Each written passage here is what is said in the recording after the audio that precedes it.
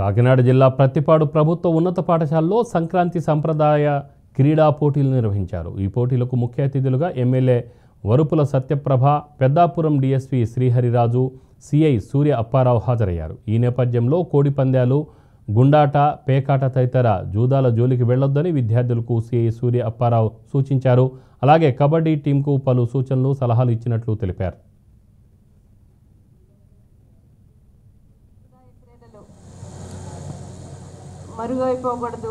మరుగున పడిపోకూడదు అనే ఒక ఉద్దేశంతో ఇందాక పెద్దలు చెప్పినట్టు యువకులకి పోలీస్ శాఖకి మధ్య ఏమన్నా చిన్న చిన్న గ్యాప్లు ఉన్నా వాటిని కూడా తొలగించుకునే ఉద్దేశపూర్వకంగా ఈ సాంప్రదాయ క్రీడల పోటీలు వారి ఆధ్వర్యంలో నిర్వహించడం అన్నది నిజంగా చాలా అభినందనీయం.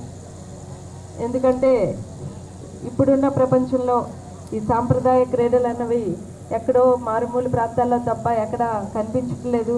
వాటిని కనుమరుగైపోకుండా వాటిని ప్రోత్సహించాలి, వాటిని కాపాడుకోవాలనే ఉద్దేశంతో ఇటువంటి క్రీడా పోటీలని ఏర్పాటు చేయడం అన్నది నిజంగా మనందరం కూడా అభినందించాల్సిన విషయం.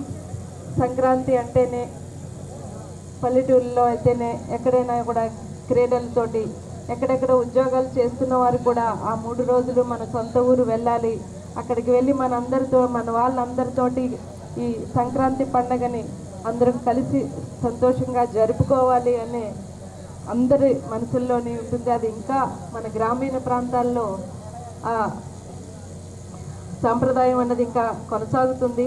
రాబోయే కాలంలో కూడా మీరు ఇటువంటి కార్యక్రమాలని ఏర్పాటు చేసి